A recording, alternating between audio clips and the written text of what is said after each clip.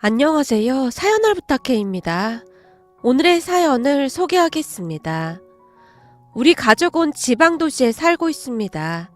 저는 그곳에서 공무원 생활을 하고 있었어요. 우리 가족은 홀어머니와 남동생 부부가 있습니다. 저는 결혼했다가 1년도 안 돼서 이혼을 했습니다. 이혼 사유는 다 제 잘못이었기에 입이 10개라도 할 말이 없네요. 그 일을 겪으면서 제가 그동안 얼마나 못난 짓을 했던 것인지 뼈저리게 느끼고 또 느꼈거든요. 결혼을 하기 전까지만 해도 저는 홀어머니가 무슨 문제가 될까 하는 생각을 하곤 했는데요. 아내 입장에서 보면 참 힘들 수밖에 없었겠구나 하는 생각만 드네요. 우리 어머니는 절대 그런 사람이 아닐 것이라는 말도 안 되는 생각으로 세상을 살고 있었거든요. 그랬기에 아내가 그렇게 힘들어하는데도 미처 아내의 마음을 헤아리지 못했습니다. 아무래도 어머니 홀로 동생과 저를 키워냈다는 것에 대한 미안함과 안타까움이 컸기에 그러지 않았을까 싶습니다. 어머니는 제가 그런 생각을 가지고 있음을 꿰뚫고 있었고 하루하루 아내를 힘들게 했던 것 같습니다. 아내는 착한 사람으로 웬만하면 어머니 기분을 맞춰주려 노력하는 사람이었어요. 하지만 어머니가 넘지 말아야 할 선을 넘게 되었고 그 일을 계기로 어머니에게 정이 떨어질 대로 떨어진 아내가 뒤도 안 돌아보고 이혼을 통보해왔어요. 뒤늦게나마 제 잘못을 깨닫고는 아내의 마음을 돌려보고자 노력했지만 되돌리기에는 이미 너무나 늦어버렸고 결국 우리는 이혼을 했습니다. 이혼을 한 뒤에도 정말 힘들 수밖에 없었는데요. 아내를 사랑하는 마음이 여전했기에 밥을 먹을 수도 없었고 잠을 잘 수도 없었습니다. 그런 생활이 오랜 시간 동안 계속되었고 저는 마치 정신 나간 사람 마냥 살고 있었어요. 주변 사람들의 권유로 정신과 치료까지 꾸준히 받고 있었지만 시간이 지나도 나아질 기미가 보이지 않았어요. 그러던 어느 날 동생이 결혼을 하겠다며 재수 씨를 데리고 인사를 왔는데요. 저는 그날 어머니의 눈빛이 잊혀지지가 않습니다. 마치 하이에나가 먹잇감이라도 본 모양으로 눈을 번뜩이고 있었거든요. 다음날 제가 동생을 따로 만나 진지하게 이야기를 했어요. 넌 무슨 일 있어도 재수씨 편 들어줘야 해. 내 말 무슨 말인지 알지? 걱정 마. 난 절대 형처럼 그렇게 안 할 거니까. 형수님 말이야. 많이 힘드셨을 거야. 그러게 내가 형한테 몇 번이나 말했잖아. 어머니를 모질게 끊어내야 한다고. 그게 어머니나 형수를 위한 길이라고. 그래, 내 잘못이 크다. 나도 지금 후회가 막심하다. 그니까 넌 절대 나 같은 실수 하지 마라. 어제 어머니 눈빛 보니까 또다시 그 본능이 깨어난 것 같더라. 알았어, 걱정하지 마. 다행히 동생은 저보다는 냉철한 성격이었기에 걱정이 조금 덜 되긴 했어요. 그렇게 동생과 재수씨는 결혼을 했습니다. 결혼식을 준비하는 과정에서도 많은 잡음이 있었지만 역시나 동생과 재수씨는 어머니의 말도 안 되는 억지를 가볍게 무시한 채 결혼식을 올렸어요. 그 모습을 보며 더욱 후회가 되기도 했는데요. 우리가 결혼 준비를 할 때도 어머니가 참 많이 힘들게 했거든요. 그때 과감하게 쳐내지 못했던 것도 두고두고 후회가 되었습니다. 암튼 동생과 재수씨는 놀랄 만큼 어머니의 말도 안 되는 억지를 차단하며 나름 잘 지내고 있었어요. 다만 어머니는 재수씨에게 불만이 가득한 채 제게 하루에도 몇 번씩 하소연을 했지만 저는 그냥 모른 척하고 말았습니다. 그러던 어느 날 본가 동네에 살고 있던 작은어머니에게서 전화가 걸려왔어요. 아주 오래전부터 우리 본가와 작은 집이 같은 동네에 살고 있었거든요. 작은어머니는 좋은 분으로 우리 어머니에게 워낙 많이 시달리다 보니 두 분은 남보다 못한 존재로 지내고 있었어요. 다만 집에 무슨 일이 있을 때마다 작은어머니가 제게 연락을 주셨고요. 그날도 작은어머니가 혼비백산한 목소리로 제게 물었어요. 현우야, 너 지금 어디니? 저요? 회사죠. 근데 무슨 일 있어요? 너 지금 빨리 집에 와야겠다. 니네 엄마가 또 대형사고 쳤어. 네? 대형사고라니요? 그게 무슨 말씀이세요? 니네 엄마가 말이야. 안서돈을 불러서 또 김장을 시킨 모양이야. 네? 또요? 진짜 미치겠네. 대체 어머니는 왜 그러는 걸까요?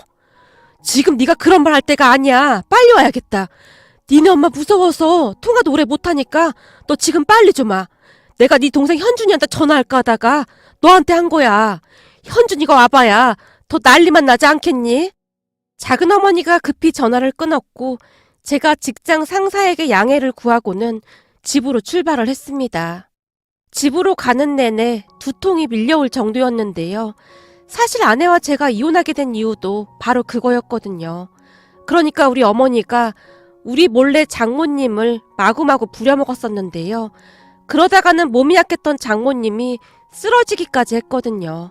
나중에 알고 보니 그렇게 이를 부려먹었던 게 하루 이틀이 아니었더라고요.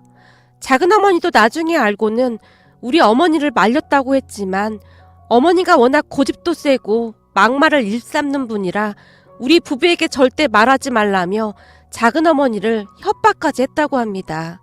전에도 작은 어머니가 제게 뭔가 말을 해준 적이 있었는데 그 사실을 알고는 어머니가 작은 어머니를 찾아가서 집안을 쑥대밭으로 만들어놨었거든요. 그랬기에 작은 어머니는 괜시레 상관하고 싶지가 않았답니다. 한마디로 우리 어머니랑 절대 엮이고 싶지가 않았던 것이죠. 그런데 그날은 도저히 안 되겠던 모양이었는지 작은 어머니가 다급하게 전화를 한 것 같았어요. 그렇게 급히 운전을 해서 어머니 집으로 갔는데요. 동네 사람들이 어머니 집 담을 에워싼 채 구경을 하고 있었어요. 급한 김에 제가 대문을 힘껏 걷어차고는 집 안으로 들어갔는데 집 안에 들어서자마자 경악을 하고 말았답니다. 세상에나 마당이 난장판이 나 있었어요. 이미 김장은 끝난 모양인지 김치통에 김치가 담겨져 있는 것도 있었고 또 다른 김치통과 김치가 마당을 굴러다니고 있었는데요. 김장김치가 여기저기 막 굴러다니고 있었다고 생각하시면 될 것 같네요. 거기다 두 분의 모습도 눈뜨고 볼 수가 없었는데요. 두 분 다 김치 국물 범벅이 되어 있었거든요. 제가 놀라서 그 자리에 얼어붙은 채 넋을 놓고 있었는데 저를 보자마자 어머니의 목소리가 높아졌습니다. 아니 사돈이란 사람이 뭘 그렇게 빡빡하게 굴어. 김장 좀 도와준다고 돈을 달라니 이게 어느 나라 법이야. 사돈 말 한번 잘했소이다. 저한테 사돈이 먼저 전화했었잖아요. 일당 줄 테니 와서 김장 좀 도와달라고요. 근데 갑자기 왜 말을 바꾸느냐 그 말입니다. 그래서 내가 김장김치 한 거 좀 나눠준다고 했잖소. 옛날에는 다들 그렇게 살았는데 말귀를 못 알아먹고 계속해서 돈을 달라는 게 말이나 되는 소리냔 말이요. 우리 집은 일찌감치 김장 끝내서 가져갈 필요가 없다는데 왜 자꾸 김치로 가져가라고 하는 거요. 내가 오늘 여기 오자마자 사돈한테 물었잖소. 오늘 일당 받고 하는 거 맞냐고요. 그랬더니 맞다고 했잖아요. 근데 이제 와서 왜 딴 말을 하느냐 그 말이요. 내가 언제 그랬어? 증거 있어? 이 옆편 내가 어디서 있지도 않은 말을 지어내고 있어. 어머니가 가소롭다는 듯이 사돈 어르신에게 소리쳤어요. 내가 이럴 줄 알고 다 녹음했소이다. 우리 딸이 그러는데 사돈이 그렇게나 말을 바꾼다면서요. 그래서 내가 오자마자 사돈 목소리 그대로 다 녹음해놨어요. 라며 사돈 어르신이 휴대폰에 녹음된 것을 재생시켰습니다. 알고 봤더니 사돈 어르신도 정말 대단했는데요. 처음 집에 왔을 때부터 김장을 하는 내내 어머니의 목소리를 고스란히 다 녹음해놨더라고요. 제가 보기엔 사돈 어르신도 작정을 하고 집으로 온 것 같았어요. 사돈 어르신이 저를 붙들고 물었거든요. 사돈도 한번 잘 들어보세요. 어쩌면 이렇게 말을 뒤집을 수가 있느냔 말이요. 거기다 일을 하는 내내 반말하면서 무슨 일꾼 부리듯이 하는데 딸 가진 게 무슨 큰 죄라도 되는 거요? 왜 말끝마다 딸 가진 게 죄인이니까 이런 걸 해야 한다는 말을 하는 겁니까? 그리고 교양 없이 사돈한테 반말하지 마시죠. 라며 집안이 떠내려가라 소리를 질러대셨어요. 녹음된 목소리에는 정말로 그런 말들이 새어나왔는데요. 어머니가 사돈 어르신에게 그러니까 아들을 낳았어야지. 딸을 낳으니까 이 생고생을 하고 있는 거 아니야. 딸 낳은 당신 업보라고 생각해. 라는 말을 몇 번이나 하고 있었어요. 사돈 어르신이 녹음된 것을 아주 큰 소리로 틀어놔서 동네 사람들까지 다 들릴 정도였기에 여기저기서 수근거리는 소리가 들리기 시작했습니다. 아니 어디 사돈한테 반말을 해? 그리고 딸 가진 게 왜 죄야? 아주 고닥다리 생각을 하고 있구만. 그러게. 그러니까 큰 며느리가 1년도 못 살고 이혼했지. 그때 큰 며느리 엄마한테는 더 했잖아. 아주 독종 중에 독종이네. 근데 작은 며느리 엄마는 아주 보통 얘기가 아니네. 내가 보기엔 임자 제대로 만난 것 같구만. 마치 재미난 구경거리라도 생겼다는 듯이 동네 사람들의 목소리가 담벼락을 넘어서 고스란히 들려왔습니다. 그 순간 제가 이성을 잃고 말았는데요. 김치가 담겨있던 김치통들을 마구마구 마당에 집어 던져버렸어요. 왜 이딴 걸 사돈 어르신한테 시켜? 엄마가 사람이야? 그때 우리 장모님한테도 난리를 쳐놓고는 엄마가 사람이냐고. 아들, 너 지금 엄마한테 뭐 하는 거야? 다른 사람도 아니고 네가 엄마한테 어떻게 이럴 수가 있어? 그 소리도 다 지긋지긋해. 내가 엄마 때문에 이혼까지 했는데 어떻게 또 이럴 수가 있어? 네가 이혼한 게 왜 내 탓이야? 네 마누라가 대바라져서 그런 거지. 또 오늘따라 왜 이러는 거냐? 네가 엄마 편을 안 들어주면 어떡해? 됐고, 더 이상은 나도 엄마 이해 못할 것 같아. 엄마 이 정도면 진짜 병인 거야. 어떻게 매번 이런 짓을 할 수가 있어? 그리고 우리 집사람이 그때 뭘 그렇게 잘못했어? 아니, 잘못한 게 없긴 왜 없어. 감히 며느리게 시댁에 와서 그 난리를 쳤는데. 그건 엄마가 장모님 일 시켜서 장모님이 쓰러져서 그런 거잖아. 엄마 진짜 안 되겠다. 그럼 뭘 잘못했는지 전혀 모른다는 거네? 나도 이제 엄마 얼굴 안 보고 살 테니까 그런 줄 알아. 만약에 직장까지 쫓아와서 또 한 번 난리치면 바로 사표 내고 사라져버릴 테니까 그런 줄 알아. 아들, 네가 엄마한테 어떻게 이럴 수가 있어? 넌 엄마 아들이잖아. 엄마가 니들을 어떻게 키웠는데? 어떻게 키우긴 뭘 어떻게 키워? 아버지가 남겨준 돈으로 떵떵거리면서 키웠지. 엄마 그러는 거 아니야. 돈 좀 있다고 사람을 그렇게 막 부려먹고 그러는 게 사람이 할 짓이야? 내가 괜히 그랬어? 혼수라고 해온 것도 없어서 어디 가서 창피해서 말도 못했어. 그런데 안 그러게 생겼어? 생각해봐라. 공무원 아들을 둔 내가 왜 그런 땡전 한 푼 없는 집 애를 며느리로 봐야 하느냔 말이야. 어머니의 입에서 나오는 말들은 상상을 초월했습니다. 사실 어머니가 우리 형제를 홀로 키운 것은 맞지만 아버지가 남긴 재산이 상당히 많았기에 우리를 키우면서 돈 때문에 힘들다거나 그러진 않았어요. 오히려 재산을 가지고 주변의 갑질이란 갑질을 참 많이도 했습니다. 한마디로 돈이 좀 있다고 온갖 유세를 다 부리며 산 거죠. 다만 어머니는 아버지가 돌아가시고 난 뒤 시도 때도 없이 우리 형제에게 세뇌 교육을 시키곤 했는데요. 이 엄마가 혼자 니들 둘 키우느라 얼마나 고생하는지 알지? 다른 엄마들 같았으면 자식들이고 뭐고 다 내팽개치고 벌써 재혼해서 혼자 잘 먹고 잘 살았어. 저 윗동네 철우 엄마도 철우 두고 재혼해서 잘 살고 있다고 하잖니. 그니까 니들은 항상 엄마한테 고맙게 생각해야 해. 알았어? 적어도 엄마가 니들 때문에 희생하고 산 거에 대한 대가는 받아야 하지 않겠냐. 그게 세상인 거야. 그니까 무조건 공부 열심히 해야 돼. 절대 엄마 실망시키면 안 된다. 무조건 엄마 말만 들어야 하고. 라는 말을 거짐 하루도 빠짐없이 하곤 했습니다. 이 세뇌 교육이라는 게 참 무서운 게 말이죠. 학교 다닐 때부터 그 말을 매일매일 듣다 보니 우리도 모르게 엄마의 말이 머릿속에 새겨져 버렸고 무조건 엄마 말을 잘 들어야 한다. 그래야 엄마가 우리를 두고 집을 나가지 않는다라는 생각으로 두려움 속에 살았던 것 같습니다. 특히나 동생보다 제가 더 많은 두려움을 느끼곤 했는데요. 우리 형제를 두고 엄마가 집을 나가버리면 불쌍한 내 동생은 어떡하지? 하는 생각까지 하면서 살았거든요. 그렇게 우리는 엄마가 시키는 것만 하고 살았습니다. 제가 공무원이 된 것도 엄마가 무조건 공무원이 되라고 해서 됐던 거였고요. 하지만 아내를 만나면서 어머니와 조금씩 틈이 벌어지기 시작했습니다. 그동안 살면서 여자에게 관심조차 없었는데 아내를 보자마자 그만 한눈에 반해버렸거든요. 아내는 작은 병원에 간호조무사로 일을 하고 있었는데요. 감기에 걸려 그 병원에 갔다가 만나게 되었어요. 후광이 비친다는 말이 있잖아요. 아내를 보는데 그 후광이 비치고 있더라고요. 그리곤 제가 아내를 쫓아다니기 시작했습니다. 아내는 홀어머니와 함께 살고 있었지만 알뜰하고 성실하게 사는 그런 사람이었어요.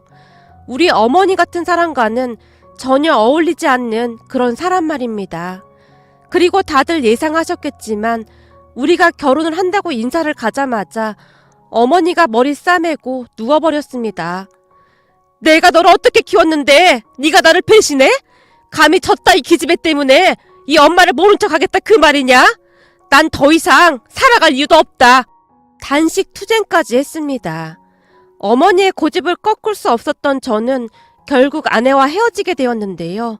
헤어지고 나서 심적 고통이 너무나 컸던 나머지 일을 하던 도중 그만 의식을 잃고 쓰러지고 말았어요. 그도 그럴 수밖에 없었던 것이 밥도 잘 못 먹고 잠도 잘 못 잤으니 몸이 나만 알리 만무했겠죠.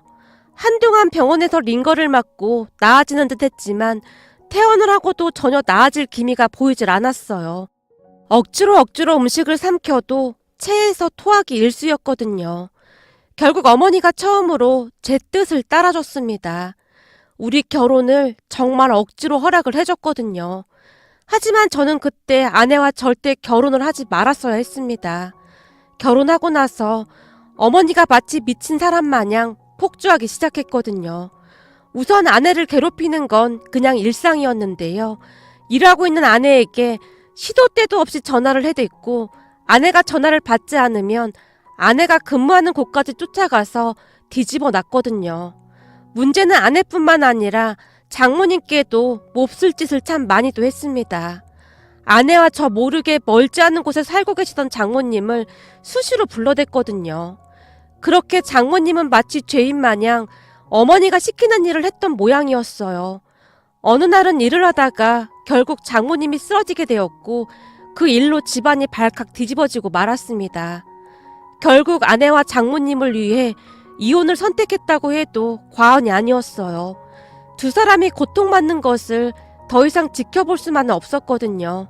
그렇게 우리가 이혼을 하고 나서야 어머니의 폭주가 멈췄습니다. 동네 사람들이 혀를 내두를 정도였는데 동생과 저마저도 어머니의 악랄함에 치가 떨릴 정도였으니까요. 하지만 제 동생 현준이의 장모님, 안사돈 어르신은 우리 장모님과는 전혀 다르게 반응을 하셨는데요. 어머니가 하는 부당한 행위를 절대 그냥 참고 넘기지 않았거든요. 아마도 어머니는 안사돈 어르신도 우리 장모님처럼 고분고분할 것이라 착각을 하고 있었던 모양인데요. 안사돈 어르신을 잘못 봐도 한참 잘못 봤던 거죠. 사실 안사돈 어르신도 우리 어머니만큼은 재산이 있었기에 굳이 우리 어머니에게 그런 대접을 받을 이유가 없었겠죠. 결국 그날 어머니는 안사돈 어르신에게 된통 당하기만 했습니다. 또한 저까지 몰아붙여 버렸으니 이미 정신이 반쯤 나가 있어 보였어요. 김치 범벅이 된 땅바닥에 벌러덩 누운 채 다리까지 마구마구 휘저으며 괴성을 질러댔거든요. 그 순간 저는 마음을 단단히 다잡은 뒤 안사돈 어르신을 모시고 그곳을 나와버렸습니다. 언제까지나 어머니에게 휘둘릴 수는 없는 노릇이었으니까요. 그때 제가 장모님을 지금처럼만 지켜드렸더라면 어땠을까 하는 생각만 가득했거든요. 그리고는 안사돈 어르신께 허리 숙여 몇 번이나 사과를 드렸습니다. 정말 죄송합니다. 다시는 이런 일이 없도록 하겠습니다. 사돈, 사실 나도 이렇게까지 할 생각은 없었어요. 근데 해도 너무하더라고요. 사실 안사돈이 전 사돈한테 어떻게 했는지도 다 들었습니다. 그래서 저도 오늘 작정을 하고 온 겁니다. 저는 그런 꼴 절대 참고 넘기는 성격이 아니라서요. 그런데 일이 이렇게 커질 줄은 정말 몰랐어요. 아닙니다. 잘하셨습니다. 우리 어머니가 심하게 한 게 맞는걸요. 제가 다시 한번 사과드리겠습니다. 아니, 아들들은 이리도 착한데 어째 엄마가 그러는지 이해가 안 되네요. 사돈, 내가 지금 이런 말 하기 좀 그렇지만 그동안 가장 잘못한 건 사돈입니다. 어머니가 그러면 그럴수록 아내 편을 들었어야죠. 우리 사위한테 듣기로 형수가 아주 좋은 사람이었다고 하던데 저도 안타까워서 하는 말입니다. 어머니 인생이 아닌 본인 인생을 살아가야죠. 사돈 어르신의 말을 듣다가는 그만 통곡을 하고 말았는데요. 어떤 부분도 반박할 수가 없는 그런 말들이었거든요. 그 뒤 어머니가 제게 시도 때도 없이 전화를 했지만 저는 절대 전화를 받지 않았습니다. 그러다가는 결국 제가 근무하는 곳까지 쫓아왔고 말이죠. 그리고 그런 어머니를 보며 저는 큰 결심을 하게 되었습니다. 계속 이런 식이면 제 인생은 죽도 밥도 안 되겠구나 싶었거든요. 결국 저는 얼마 뒤 직장을 그만뒀습니다. 그렇게 하지 않고서야 어머니를 끊어낼 방법이 없었거든요. 그리고는 아무도 모르는 곳으로 도망치듯 가버렸어요. 동생한테조차도 아무런 말도 하지 않았습니다. 제 마음은 그만큼 확고하고 절실했거든요. 어머니가 전 아내에게도 찾아갔던 모양인지 전 아내가 하루에 몇 번씩 걱정이 된다며 전화와 문자를 해왔습니다. 그래서 저는 전화번호까지 바꿔버렸답니다. 그렇게 한 1년 동안은 아무도 모르는 곳에서 일자리를 구한 채 다시 살아갈 준비를 했습니다. 한동안 저를 찾아다니던 어머니도 어느새 뜸해지기 시작했고요. 그 뒤 저는 어렵게 전 아내에게 전화를 했는데요. 제 전화를 받던 전 아내가 어찌나 흐느끼던지 말도 제대로 잊지 못했어요. 난 혹시 당신이 잘못된 줄 알고 얼마나 무서웠는 줄 알아? 사람이 어쩜 그렇게 독할 수가 있어. 미안해. 내가 이렇게 하지 않았으면 우리 어머니가 또다시 당신이랑 장모님 힘들게 했을 거야. 장모님 건강은 괜찮으신 거지? 그게 걱정되는 사람이 그렇게 독하게 연락을 끊었어? 전 아내의 목소리에는 원망과 서운함이 가득해 보였습니다. 그렇게 얼마 뒤 아무도 모르게 전 아내를 만났는데요. 전 아내 말로는 우리 어머니가 몇 번이나 찾아왔지만 전 아내가 진짜 아무것도 모르고 있는 것이 확실해 보이자 다시 찾아오지 않았다고 합니다. 근데 어머님은 여전하시더라. 내가 일하는 병원으로 몇 번이나 쫓아왔는지 몰라. 그래서 나도 매몰차게 행동했어. 병원 원장님도 다시 찾아오면 경찰 부른다고 했고. 진짜 미안해. 그런데 그렇게 하지 않았음 당신이랑 장모님이 진짜 힘들어졌을 거야. 당신 마음은 잘 알아. 근데 언제까지 이럴 거야? 직장도 그만뒀다며. 당신 공무원이라고 어머님이 얼마나 자랑스러워했는데 어머님도 엄청 충격받았겠네. 공무원도 어머니가 하라고 해서 한 거지. 내 적성에 맞지도 않았어. 그리고 어머니한테 벗어나려면 그 방법밖에 없었고. 그래서 말인데 당신 내 말 잘 들어. 제가 전 아내를 뚫어지라 바라봤어요. 그리고는 다시 조심스레 입을 열었습니다. 정말 염치 없는 말이긴 한데 나 아직도 당신 못 잊었어. 우리 다시 시작하자. 그래서 내가 직장도 그만둔 거야. 그래야 당신이랑 장모님을 지킬 수 있으니까. 내가 내 동생 보면서 느낀 게 진짜 많아. 내 동생은 죽으나 사나 재수씨 편 들면서 엄마한테 맞서더라고. 근데 난 왜 그렇게 못했나 자책 많이 했어. 이제부터는 내가 당신이랑 장모님 지켜줄게. 나한테 다시 한번 기회를 주면 안 될까? 어머님한테 당신은 남편이자 아들이었잖아. 근데 그럴 수 있겠어? 이미 마음 정리 끝났어. 우리 어머니 돈도 많아서 사시는 데는 큰 불편도 없을 거야. 내가 지금 자리 잡은 곳에 가서 우리 셋이 다시 시작하자. 나 일자리도 구했어. 다행히 아내도 제 뜻을 따라줬기에 우리는 다시 재결합을 할 수 있었습니다. 그리고 한참 나중에 동생과도 통화를 했는데요. 동생에게 우리가 재결합했다는 것을 말했더니 진심으로 축하해 주더라고요. 형, 진짜 축하해. 사실 나도 그동안 형 행동이 답답하긴 했어. 당연히 그랬어야지. 어머니는 걱정하지 마. 내가 왔다 갔다 하면서 들여다보고 있어.